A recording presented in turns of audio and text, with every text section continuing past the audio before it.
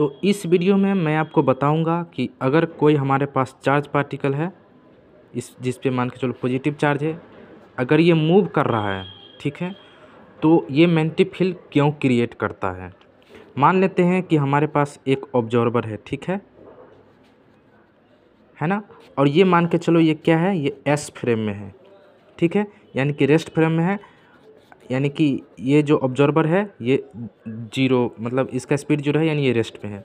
और ये मान लो कि ये जो चार्ज पार्टिकल है ये इसके फ्रेम में, यानी ये जहाँ कहीं भी है इसके रिस्पेक्ट में चार्ज क्या कर रहा है, यू वेलोसिटी से मूव कर रहा है, ठीक है।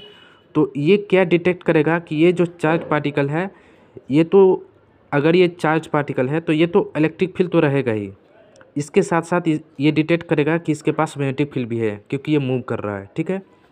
हम मान लेते हैं कि दूसरा कोई ऑब्जर्वर है, ठीक है, जो कि इधर की ओर सेम स्पीड से यू से मूव कर रहा है, ठीक है, और इसको ए नाम दे दो, इसको बी ऑब्जर्वर नाम दे दो, ठीक है, और सेम मैग्नीट्यूड है, सेम डायरेक्शन है। तो ये क्या बोलेगा कि ये जो चार्ज पार्टिकल है वो रेस्ट में है, इसके ये क्या बोलेगा कि ये चार्ज पार्टिकल रेस्ट में है, लेकिन ये बोलेगा कि ये मूव कर रहा है। तो ये जो कोई मशीन से या किसी भी तरह के टेक्नोलॉजी से डिटेक्ट करेगा तो इस ये क्या पता करेगा कि इसके पास बहुत इलेक्ट्रिक और मैग्नेटिक फील्ड है, यानी कि ये इलेक्ट्रिक फील्ड भी डिटेक्ट करेगा और ये मैग्नेटिक फील्ड भी डिटेक्ट करेगा, ठीक है।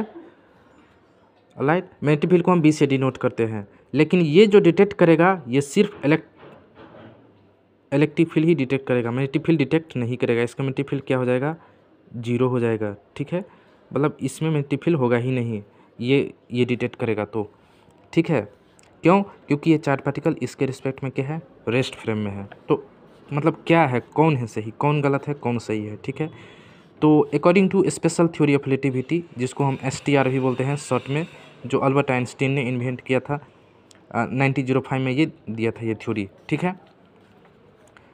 तो STR के अकॉर्डिंग, ठीक है, इस चीज़ को समझने के लिए हमें STR की ज़रूरत पड़ता है, यही थ्योरी इसको अच्छा से एक्सप्लेन करता है। इसके अकॉर्डिंग ये जो इलेक्ट्रिक फील्ड है, ठीक है, इसका नेचर ऑब्जर्व रिलेटिव मोशन पे डिपेंड करता है, ठीक है। तो मैं STR का जो है सो 4 मोस्ट इम्पोर्टेंट पॉइंट लिखा हूँ for the understanding of electromagnetic field, means both electric and magnetic field. पहला पॉइंट देखो क्या है, नेचर ऑफ फील्ड्स, चाहे इलेक्ट्रिक फील्ड हो या मैग्नेटिक फील्ड हो, depends on the relative motion between observer and the charge particle. तो जो कि यहाँ पर आप देख सकते हो, विजुअलाइज कर सकते हो, इसके रिस्पेक्ट में चार्ज पार्टिकल क्या है, मूव कर रहा है। तो ये क्या कर रहा है, डिटेक्ट कि इसके पास नॉन जीरो यानी कि इलेक्ट्रिक फील्ड भी है और मैग्नेटिक फील्ड भी है। ये क्या बोलेगा कि इस चार्ज पार्टिकल के पास इलेक्ट्रिक फील्ड भी है और मैग्नेटिक फील्ड भी है, लेकिन ये भी सेम डायरेक्शन में सेम स्पीड से जा रहा है। तो ये क्या, इसके रिस्पेक्ट में तो ये चार्ज पार्टिकल रेस्ट में हो गया, यानी रिलेटिव वेलोसिटी क्या है इन दोनों के बीच, जीरो है, ठीक है। तो ये क्या बोलेगा कि ये तो रेस्ट में है मेरे फ्रेम में, तो ये इसके पास सिर्फ इलेक्ट्रिक फील्ड है, ठीक है, लेकिन दोनों सही है, ठीक है ना, कोई गलत नहीं है। आप नहीं कह सकते हो कि ये गलत है, ये सही है, या फिर ये सही है या ये गलत है। हम नेक्स्ट पॉइंट पढ़ते हैं, चार्ज प्रोड्यूसेज इलेक्ट्रोमैग्नेटिक फील्ड। ये जो चार्ज जो होता है, आप ऐसा नहीं कर सकते हो कि इसके रिस्पेक्ट में ये चार्ज स्टेशनरी में है तो ये सिर्फ इलेक्ट्रिक फील्ड प्रोड्यूस करता है, ठीक है। हाँ, ये चूँकि इसके फ्रेम मतलब इसके रिस्पेक्ट में क्या है, रेस्ट में हो रहा है, ठीक है, यानी इसके रिस्पेक्ट में चार्ज रेस्ट में हो रहा है, तो ये सिर्फ इलेक्ट्रिक फील्ड को डिटेक्ट करेगा। लेकिन इसके फ्रेम में ये चार्ज मूव कर रहा है तो ये इलेक्ट्रिक प्लस मैग्नेटिक फील्ड दोनों को ये डिटेक्ट करेगा। थर्ड पॉइंट पे आते हैं, electric field and magnetic field are inseparable. Third point क्या कर रहा है कि इलेक्ट्रिक और मैग्नेटिक फील्ड जो है वो क्या है, इनसेपरेबल है। ऐसा नहीं है कि इलेक्ट्रिक फील्ड मतलब कोई चार्ज मूव कर रहा है तो उसको वो मतलब एक नए तरीका से मैग्नेटिक फील्ड को क्रिएट करता है, ऐसा कुछ भी नहीं है। इलेक्ट्रिक और मैग्नेटिक फील्ड इनसेपरेबल है, ये दोनों हमेशा एक साथ ही एग्जिस्ट करता है। डिपेंड करता है वो हमारे ऊपर कि वो जो चार्ज है हमारे रिस्पेक्ट में अभी वो मूव कर रहा है या नहीं मूव कर रहा है, ठीक है।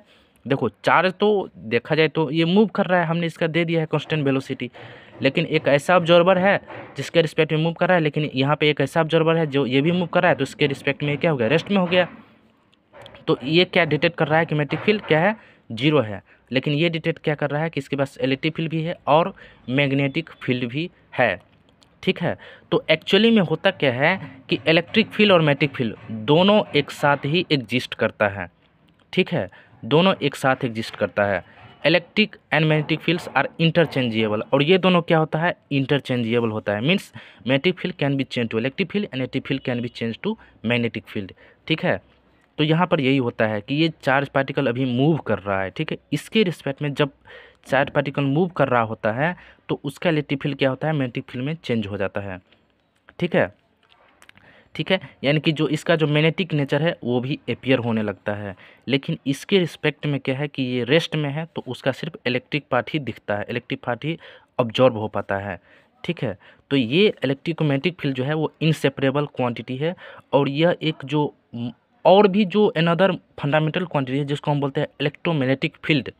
ठीक है, क्या बोलते हैं उसको हम, इलेक्ट्रोमैग्नेटिक फील्ड। ये एक्चुअली में चार्ज क्या करता है, इलेक्ट्रोमैग्नेटिक फील्ड प्रोड्यूस करता है। आप ये नहीं कहते हो कि इलेक्ट्रिक फील्ड प्रोड्यूस करता है या इलेक्ट्रिक करता है तो मैग्नेटिक नहीं करता है। इलेक्ट्रिक तो हमेशा करता है, जो कि हम जानते हैं। ठीक है, क्योंकि उसका नेचर है। ठीक है, चार्ज जो है सो मैटर का क्या है, नेचर है ना। और उसी के कारण वो क्या होता है कि इलेक्ट्रिक फील्ड प्रोड्यूस रहता है, मतलब वो चाहे मूव करे या ना मूव करे उसे हम हमेशा डिटेक्ट करते हैं। ऐसा नहीं कहते हैं कि इलेक्ट्रिक फील्ड मतलब इस टाइम पे डिटेक्ट हुआ, इस टाइम पे प्रोड्यूस हुआ, इस टाइम पे प्रोड्यूस नहीं हुआ। वो सिर्फ हम हमारे ऊपर डिपेंड है कि हम डिटेक्ट कर पाते हैं किस फ्रेम में या नहीं डिटेक्ट कर पाते हैं। ठीक है, लेकिन जैसे ये है तो मैग्नेटिक फील्ड अभी भी है।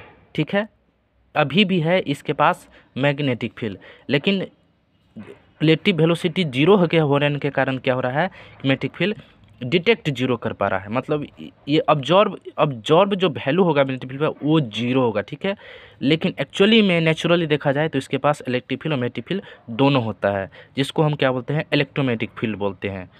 ठीक है, तो ये है एक्सप्लेनेशन कि जो चार्ज जब मूव करता है, चाहे वो रेस्ट में हो या मूव में हो, हमेशा उसके पास इलेक्ट्रिक और मैग्नेटिक फील्ड होता है। लेकिन जब किसी ऑब्जर्वर के रिस्पेक्ट में वो चार्ज अगर उसका रिलेटिव वेलोसिटी क्या हो जाए, जीरो हो जाए, तो मैग्नेटिक फील्ड हम जीरो ऑब्जर्व करेंगे। ठीक है, अगर रिलेटिव वेलोसिटी जीरो नहीं होगा, जैसे कि इसके देखो रिलेटिव वेलोसिटी जीरो नहीं है, तो ये क्या करता है, मैग्नेटिक फील्ड को डिटेक्ट कर पाता है। लेकिन इसके बीच को जब देखते हैं तो रिलेटिव वेलोसिटी क्या है, जीरो है, तो ये क्या करेगा, ये मैग्नेटिक फील्ड को डिटेक्ट नहीं कर पाएगा। ठीक है, जीरो हो जाएगा, इसका मैग्नेटिक फील्ड कंपोनेंट जीरो हो जाएगा इसके फ्रेम में, क्योंकि रिलेटिव वेलोसिटी क्या है, जीरो है। ठीक है, तो यानी कि आप ये कह सकते हो कि मैग्नेटिक फील्ड जो है डिपेंड्स ऑन, एक पॉइंट मैं और लिख देता हूँ जो कि फाइनल आपको सारा कंक्लूजन पता चल जाएगा। तो ये जो फिफ्थ पॉइंट है ये one of the most important point है इस वीडियो का। ठीक है, magnetic field depend on the relative velocity between observer and the charge particle. Magnetic field का जो वैल्यू होगा वो किस पे डिपेंड करेगा, रिलेटिव वेलोसिटी पे डिपेंड करेगा। ठीक है, कि वो कोई चार्ज पार्टिकल है तो उसका जो मैग्नेटिक फील्ड है वो जीरो होगा या नहीं होगा, वो किस पे डिपेंड करेगा, रिलेटिव वेलोसिटी पे। यहाँ पर देखो इन दोनों के बीच रिलेटिव वेलोसिटी जीरो नहीं है, इसलिए इसका मैग्नेटिक फील्ड का वैल्यू कुछ ना कुछ होगा। इन दोनों के बीच रिलेटिव वेलोसिटी क्या है, जीरो है, इसलिए इसका मैग्नेटिक फील्ड का वैल्यू क्या होगा, जीरो होगा। ठीक है, तो ये था conclusion. The conclusion is this fifth point, magnetic field depend on the relative velocity between observer and the charge particle. ठीक है, अब ये मैग्नेटिक फील्ड इसका फॉर्मूला सब होता है, इक्वेशन सब होता है। ठीक है, इस STR के अकॉर्डिंग जब पढ़ोगे आप अंडर ग्रेजुएशन में, BSc फिजिक्स ऑनर्स करोगे या BSc करोगे या ग्रेजुएशन लेवल का कोई भी बुक्स में देखोगे इलेक्ट्रोमैग्नेटिक थ्योरी पे, तो वो मिल जाएगा। ठीक है, तो अगर आप समझना चाहते हैं कि मैग्नेटिक फील्ड कैसे वेलोसिटी पे डिपेंड करता है तो आप मुझे कमेंट करिए, इसके लिए नया वीडियो बनाना पड़ेगा और वो थोड़ा लंबा वीडियो होगा, इससे भी लंबा होगा। ठीक है, तो आई होप आपको मैंने डिटेल में समझा दिया कि इलेक्ट्रोमैग्नेटिक फील्ड क्या होता है। मैग्नेटिक फील्ड और इलेक्ट्रिक फील्ड, दो बातें याद रखना कि इलेक्ट्रिक फील्ड और मैग्नेटिक फील्ड दोनों हमेशा एक साथ ही एग्जिस्ट करता है। ठीक है, और मैग्नेटिक फील्ड रिलेटिव वेलोसिटी, जब रिलेटिव वेलोसिटी किसी ऑब्जर्वर और चार्ज पार्टिकल के बीच रिलेटिव वेलोसिटी जीरो ना होकर के कोई नॉन जीरो होता है, तब वो मैग्नेटिक फील्ड का वैल्यू दिखने लगता है, ऑब्जर्व कर पाते हैं हम। ठीक है। So magnetic field depends on the relative velocity.